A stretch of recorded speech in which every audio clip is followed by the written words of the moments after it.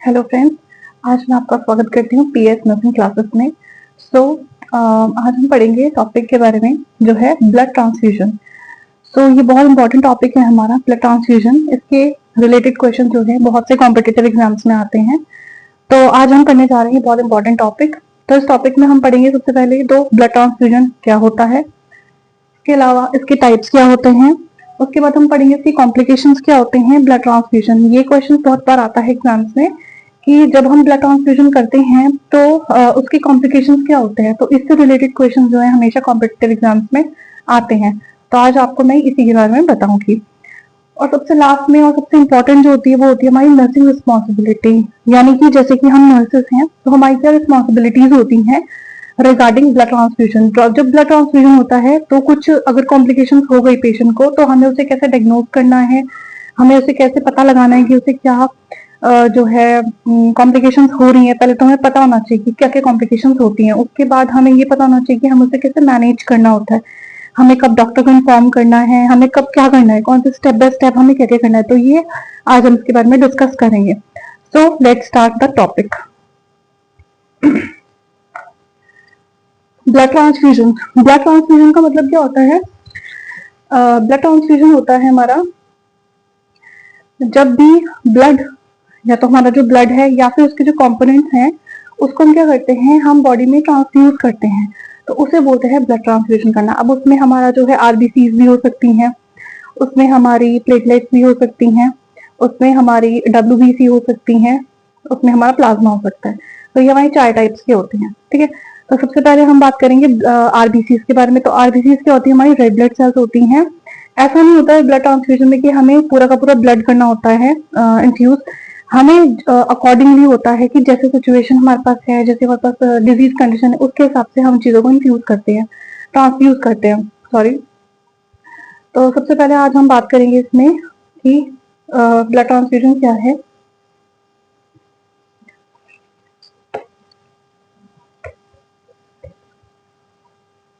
Blood transfusion क्या होता है हमारा, सबसे पहले इसकी डेफिनेशन क्या है।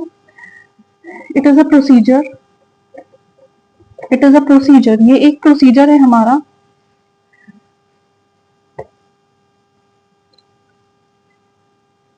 वेयर द ब्लड, जिसमें हम ब्लड एंड इट्स कंपोनेंट्स, उसके जो कंपोनेंट्स होते हैं ब्लड के, और ट्रांसफ्यूज्ड, जिनको हम क्या करते हैं, हम ट्रांसफ्यूज करते हैं इनटू द बॉडी, जिसको हम बॉडी में ट्रांसफ्यूज करते हैं ब्लड का कंपोनेंट, उसके कंपोनेंट्स। ब्लड होता है हमारा, ब्लड में उसके कंपोनेंट्स कौन कौन से आते हैं? ब्लड में कंपोनेंट्स आता है तो हमारा आरबीसी हो गए, रेड ब्लड कार्ड सेल्स आते हैं। एक आते हैं हमारे इसमें डब्ल्यूबीसीज होते हैं ब्लड के कंपोनेंट्स में। एक आता है हमारा प्लेटलेट्स, एक आते हैं हमारे प्लेटलेट्स, और एक आते हैं हमारे इसमें प्लाज्मा। कंपोनेंट्स का मतलब हुआ जो ये चारों चीजें होती हैं, सब इन चारों से मिलकर जो है हमारा ब्लड बनता है, ठीक है। जो ब्लड है हमारा से वो रेड कलर का होता है क्योंकि उसमें आरबीसी प्रेजेंट होती हैं। जो आरबीसी होती है हमारे रेड ब्लड कैप्सूल्स, ये इसमें हीमोग्लोबिन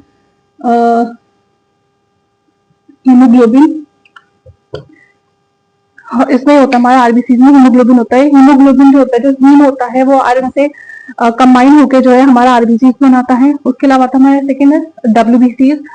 डब्ल्यूबीसीज क्या होते हैं हमारे, ये हमारे जो है फाइटर सेल्स होते हैं, ये हमारी फाइटर्स होते हैं, fighter cells in our body. ये क्या करते हैं, हमें इन्फेक्शन से प्रिवेंट करते हैं, ये हमारे इन्फेक्शन से प्रिवेंट पे काम आते हैं, हमें इन्फेक्शन से जो है ये बचाते हैं। हमारी बॉडी में किसी भी तरह का कोई इन्फेक्शन होता है उससे बचाते हैं। कैसे? एंटीजन एंटीबॉडी रिएक्शन करके, एंटीजन एंटीबॉडी एंटीबॉडी रिएक्शन करके, यानी कि हमारी बॉडी में जो बाहर से आ रहा है, जो कोई भी ऑर्गेनिज्म हो सकता है वो बैक्टीरिया हो, वायरस हो, कोई भी हो सकता है वो, तो वो हमारा एंटीजन हो गया। फिर एंटीबॉडीज क्या होती है, हमारी डब्ल्यूबीसीज होते हैं, हमारे वो फाइटर सेल्स होते हैं जो क्या करते हैं, इनको पहचान कर, हमारी बॉडी में एंटीजन को पहचान कर कि हमारी बॉडी में बाहर से क्या आ रहा है, उसको पहचान कर क्या करते हैं, उनको उनके लिए फाइट करते हैं। तो उनके लिए एक इनका जो रिएक्शन होता है उसे बोलते हैं एंटीजन एंटीबॉडी रिएक्शन। तो जो ये रिएक्शन होता है ये कौन करवाता है, ये हमारे जो डब्ल्यूबीसी होते हैं ये करवाते हैं। तो इसका काम हमारे इम्यूनिटी में होता है, ठीक है। इसके बाद आता है हमारे प्लेटलेट्स। जो प्लेटलेट्स होते हैं वो क्या करते हैं, हमारी ब्लड कोएगुलेशन में हेल्प करते हैं, हमारी ब्लीडिंग में हेल्प करते हैं। ये जो प्लेटलेट्स होते हैं, अगर हमारी हमारी बॉडी में कहीं से भी ब्लीडिंग हो रही है, हमें कोई इंजरी हो गई मान लीजिए, अब हमारी इंजरी हो गई तो इंजरी में क्या होता है, हमें ब्लड लॉस हो रहा है, हमें ब्लड निकल रहा है, तो उसमें अगर छोटा मोटा ब्लड लॉस होता है तो उसमें मुझे प्लेटलेट्स होती हैं, वो क्या करती हैं, वो फिब्रिनोजन के थ्रेड्स बनाती हैं। जो प्लेटलेट्स होती है वो क्या करती हैं, ये फिब्रिन फिब्रिन के थ्रेड्स बनाती हैं, और उस थ्रेड्स की हेल्प से क्या होता है हमारा, मतलब एक जैसे मान लीजिए हमारा यहाँ पे हमारा जो है ब्लड लॉस हो गया, हमारा ब्लड लॉस हो रहा है, तो यहाँ से ब्लड जो है निकल रहा है, ठीक है। अब यहाँ पे थोड़ी देर बाद क्या हो जाएगी, क्लॉटिंग हो जाएगी कुछ देर बाद, तो यहाँ पे एक फिब्रिन थ्रेड्स बन जाते हैं जो इनविजिबल होते हैं, हमें ऐसे नहीं दिखता है, बट ये फिब्रिन थ्रेड्स होते हैं।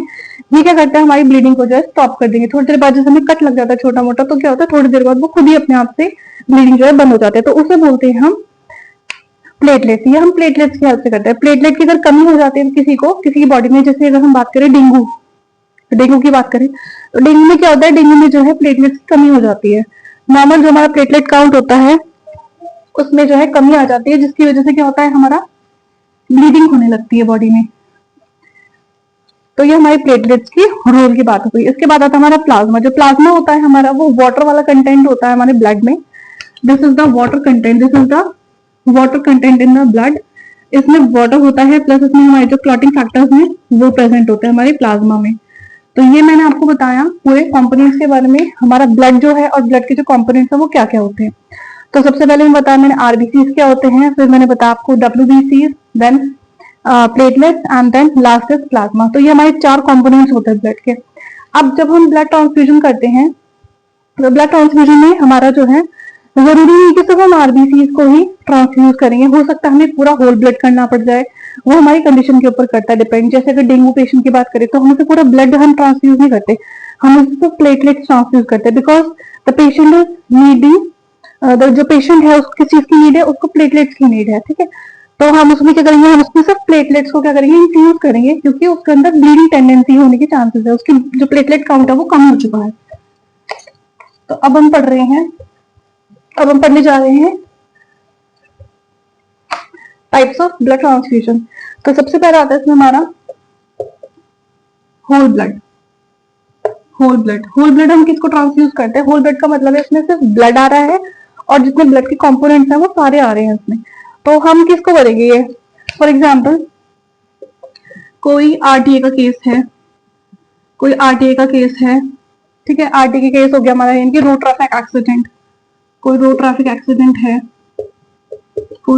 एक्सीडेंट हुआ है, तो हमने उसमें क्या हुआ, उसमें जो ब्लड लॉस हुआ है उसमें हम क्या करेंगे, उसका हम होल ब्लड जो है ट्रांसफ्यूज करेंगे, क्योंकि ऐसा नहीं होगा कि उसके सिर्फ प्लेटलेट्स ही बाहर निकली हैं ब्लड लॉस में, या फिर उसकी डब्ल्यूबीसी ही बाहर निकले, ऐसा नहीं होता। उसमें पूरा का पूरा जो ब्लड लॉस है वो हुआ है, उसमें आरबीसी भी है, डब्ल्यूबीसी भी है, प्लेटलेट्स भी है, प्लाज्मा भी है, तो हम उसको क्या करेंगे, हम उसको होल ब्लड जो है ट्रांसफ्यूज करेंगे। तो ये होता है हमारा होल ब्लड का। दूसरा एग्जाम्पल आ जाता है हमारा पीपीएच, यानी कि पोस्टमार्टम हेमरेज में भी हम क्या कर सकते हैं, हम इसमें भी क्या करेंगे, होल ब्लड जो है हम उसको ट्रांसफ्यूज करेंगे। इसके बाद आता है हमारा सेकंड आता है हमारा packed RBCs, PRBCs, it means packed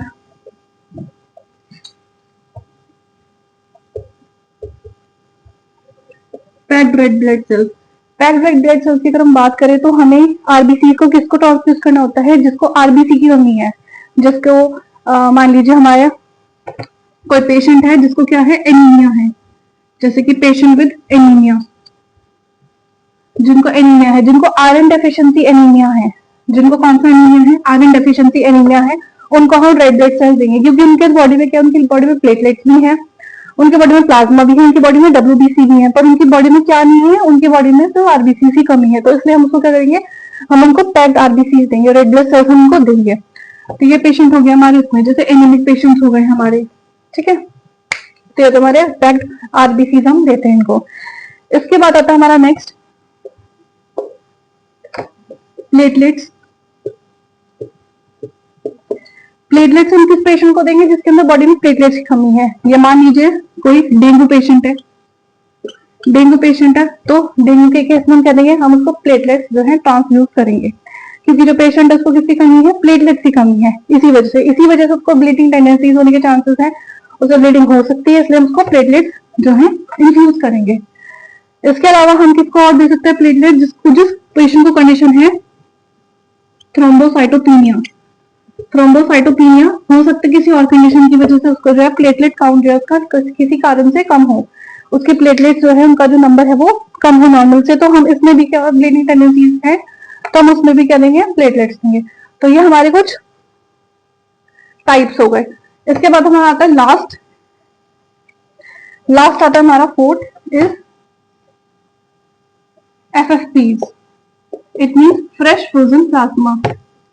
fresh frozen plasma, fresh frozen plasma हम किसे देते हैं, जो हमारा जो प्लाज्मा होता है वो किसे देंगे, प्लाज्मा हम उसे देंगे जैसे सीवियर डिहाइड्रेशन की कंडीशन है पेशेंट को, इसमें हम देते हैं सीवियर डिहाइड्रेशन। अगर किसी पेशेंट को जो है सीवियर डिहाइड्रेशन है तो हम उसे क्या देंगे, हम उसे फ्रेश फ्रोजन प्लाज्मा देंगे, हम उसे प्लेटलेट्स में देंगे, हम उसे आरबीसी देंगे, हम उसे FFPs देंगे क्योंकि उसको सीवियर डिहाइड्रेशन है।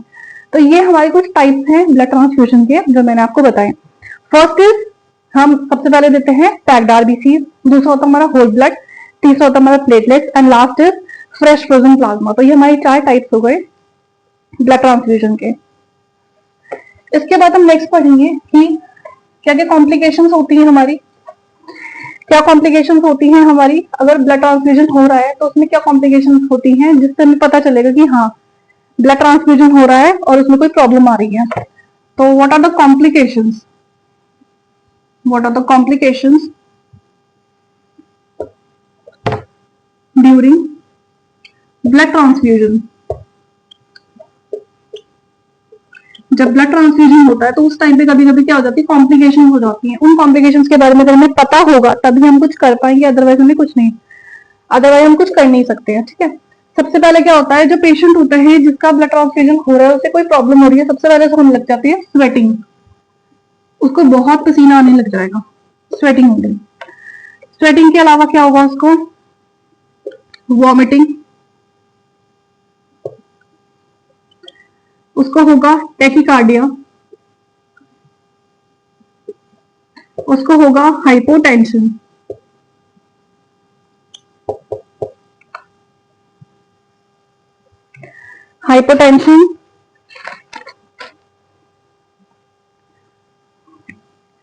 स्किन में रैशेज हो जाएंगे, स्किन में रैशेज होने लग जाएंगे और हो जाएगा उसका रेड कलर यूरिन, तो ये हमारे कुछ सिम्टम्स हैं जो कब होते हैं, जब ब्लड ट्रांसफ्यूजन होता है उस टाइम पे। सबसे पहले जो उसको स्वेटिंग होगी, स्वेटिंग कब होगी, उसको जब ब्लड ट्रांसफ्यूजन हम कर रहे हैं तो क्या होगा, वो अंदर जो रिएक्शन होगी उसकी वजह से क्या होगा, उसको स्वेटिंग होगी। दूसरा उसका वॉमिटिंग का जो है मन होगा, उसको नॉजिया वॉमिटिंग होगी। उसके बाद आता है हमारा टैकीकार्डिया, टैकीकार्डिया और हाइपोटेंशन एक साथ होता है, यानी कि जब हाइपोटेंशन हो जाएगा, हाइपोटेंशन का मतलब क्या हो गया, हमारा जो बीपी है, जब हमारा जो बीपी है वो क्या हो रहा है, हमारा बीपी फॉल हो रहा है, अगर हमारा बीपी जो है फॉल हो रहा है तो हार्ट क्या करेगा, हार्ट उस सब चीजों को कंपनसेट करने के लिए क्या करता है, वो टैकीकार्डिया मतलब हमारा जो हार्ट रेट है, हमारा जो हार्ट है वो जल्दी जल्दी काम करेगा ताकि वो पूरी बॉडी में जो है ब्लड को पंप कर सके, इसलिए उसको ज्यादा काम करना पड़ेगा, तो इसीलिए क्या हो जाएगा, हमारा टैकीकार्डिया हो जाएगा। नॉर्मली हमारा हार्ट जो है जिस रेट से काम कर रहा है वो करेगा, बट अगर हमारा बीपी फॉल हो गया है क्योंकि कोई रिएक्शन हो रही है जिसकी वजह से क्या हुआ, उन रिएक्शन की वजह से हमारा हाइपोटेंशन हो रहा है, हाइपोटेंशन की वजह से क्या हो जाता है, टैकीकार्डिया होता है। ये हमेशा आपस में इंटर रिलेटेड होते हैं। ठीक है, इसके बाद है हमारे स्किन में रैशेस पड़ने लग जाएंगे। उसके अलावा आता है हमारा रेड कलर यूरिन, जो यूरिन है हमारा वो रेड कलर का आ जाएगा, तो उसका ये इंडिकेट होगा कि जब ब्लड ट्रांसफ्यूजन हम कर रहे हैं उसमें क्या हो रहा है, उसमें किसी चीज कॉम्प्लिकेशन हो रही है। तो ये हमारी कुछ जो है कॉम्प्लिकेशंस के बारे में आपको बताया। सबसे पहले आता है sweating, then vomiting, then tachycardia, hypotension, skin rashes and red colour urine. तो ये हमारी कुछ कॉम्प्लिकेशंस होते हैं। अब इनमें जो हमारे क्वेश्चंस पूछे जाते हैं वो क्वेश्चन क्या पूछे जाएंगे, अब जो हमारे क्वेश्चन बनते हैं कॉम्पिटिटिव एग्जाम्स में, वो क्वेश्चन ये बनता है कि जब ब्लड ट्रांसफ्यूजन हो रहा है तो हमें कैसे पता चलेगा कि उसमें कोई कॉम्प्लिकेशन है, तो हमें इन साइन के थ्रू पता चलेगा। मान लीजिए ब्लड ट्रांसफ्यूजन हो रहा है और जो पेशेंट है उसको क्या हो रहा है, रेड कलर यूरिन आ रहा है। क्वेश्चन आया कि एक पेशेंट है, patient is having the patient is having blood transfusion and the patient is and the patient is urinating red colour urine, अगर वो जो है रेड कलर का यूरिन कर रहा है, रेड कलर यूरिन हो रहा है उसका, तो उसका मतलब क्या है? It indicates, what it indicates? It indicates, it means it is a complication of blood transfusion. Blood transfusion में रोक देना उस टाइम पे, हमें स्टॉप करना है सडनली, हमें इमीडिएटली स्टॉप करना है ब्लड ट्रांसफ्यूजन, हमें करना ही नहीं और आगे, नहीं तो जो कंडीशन है, जो कॉम्प्लिकेशन है वो वर्स्ट हो जाएंगी। इसके बाद आ जाते हैं हम नर्सिंग रिस्पॉन्सिबिलिटी पे कि हमारी क्या नर्सिंग रिस्पॉन्सिबिलिटी है ड्यूरिंग ब्लड ट्रांसफ्यूजन। सबसे पहला आता है हमारा नर्सिंग रिस्पॉन्सिबिलिटी।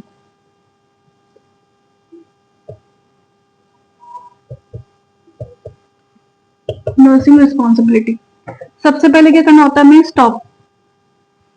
स्टॉप करना होता है। सबसे पहले हमें immediate stop the blood transfusion, immediately stop, immediately stop blood transfusion. हमें ब्लड ट्रांसफ्यूजन को जो है एकदम से स्टॉप करना है,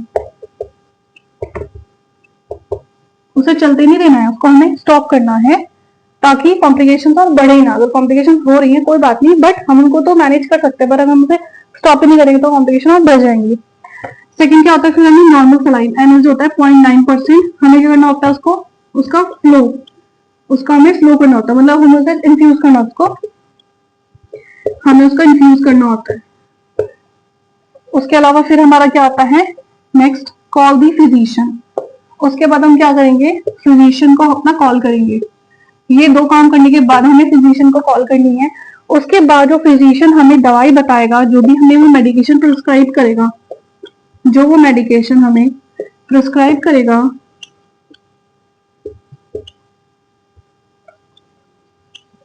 हैव टू बी गिवन, हमें वो देनी है। जो वो मेडिसिन हमें प्रिस्क्राइब करेगा, हमें वो मेडिसिन देनी है। उसके अलावा हमें लास्ट में क्या करना है? लास्ट स्टेप हमारी क्या होगी? उसकी हमारी जो लास्ट स्टेप है वो होगी, हमें जो है सैंपल भेजने होते हैं। सैंपल भेजना होगा हमें किसका? जो हमारा इन्फ्यूज हो रहा है वो ब्लड, वो कुछ भी हो सकता है, fresh frozen plasma, whole blood, platelets, कुछ भी है, जो भी ट्रांसफ्यूज हो रही है वो, उसका सैंपल भेजना होता है। उस ब्लड बैग का सैंपल भेजेंगे, प्लस यूरिन का सैंपल भेजेंगे, प्लस जो पेशेंट है उसका ब्लड सैंपल भेजेंगे, वो देखने के लिए कि ये जो रिएक्शन है वो हो क्यों रही है, किस वजह से रिएक्शन हुई है, देखने के लिए हमें जो है ये लैब में हमें तीनों चीजें देखनी पड़ेंगी। तो ये हमारे कुछ स्टेप्स हैं। ये हमारे जो स्टेप्स हैं वो किसमें? एक सीरीज में स्टेप है। सबसे पहले हमें करना है, सबसे पहले अगर कोई ब्लड ट्रांसफ्यूजन रिएक्शन है, सबसे पहले हमें उसे स्टॉप करना है। उसके बाद हमें ये करना है, उसके बाद हमें एनएस को चलाना है, एनएस इन्फ्यूज करेंगे हम उसको। उसके बाद हमें कॉल करनी है फिजिशियन को। उसके बाद वो जो प्रिस्क्राइब करेगा हमें मेडिसिन, उस मेडिसिन को हमें वो पेशेंट को देनी है। और सबसे लास्ट में ये करना है, हमें सैंपल्स भेजने हैं पेशेंट का, उसका यूरिन सैंपल, उसका ब्लड सैंपल, और जो भी हम उसको इन्फ्यूज कर रहे थे वो जो हमारा ब्लड बैग होगा उसको हम भेजेंगे। तो ये जो है हमारी कुछ इंपॉर्टेंट चीजें आती हैं। अब इसमें क्वेश्चन जो हमारे एग्जाम्स में आता है, सबसे पहले क्वेश्चन ये आता है कि अगर ब्लड ट्रांसफ्यूजन रिएक्शन हो रही है तो हमें सबसे पहले क्या करना है? हमें सबसे पहले कॉल करना है फिजिशियन को, हमें उसको स्टॉप करना है, हमें मेडिकेशन देनी है, हमें एंटीडॉट देनी है, हमें क्या करना है? तो हमें सबसे पहले जो है उसको, सबसे पहले हमारा क्या होता है? हमको उसको स्टॉप करना होता है। तो हमें immediately we should stop the blood transfusion, इसको स्टॉप करना होता है। ये बहुत ज्यादा कॉम्पिटिटिव एग्जाम्स में क्वेश्चन पूछा जाता है और ये बहुत इंपॉर्टेंट क्वेश्चन भी है हमारा कि सबसे पहले हमें क्या करना होता है, उसकी प्रायोरिटी क्या होती है? हमारी जो प्रायोरिटी है वो यही है हमारी कि हमें जो है ब्लड ट्रांसफ्यूजन को रोकना होता है, ब्लड ट्रांसफ्यूजन में स्टॉप करना होता है इमीडिएटली। तो ये हमारी जो है प्रायोरिटी होती है। So this is all about blood transfusion, its types, its components, and what are the complications of it, and the nursing responsibilities. So let me know if you like the video. So please like the video, share the video, please do comment so that I can improve myself. So thank you.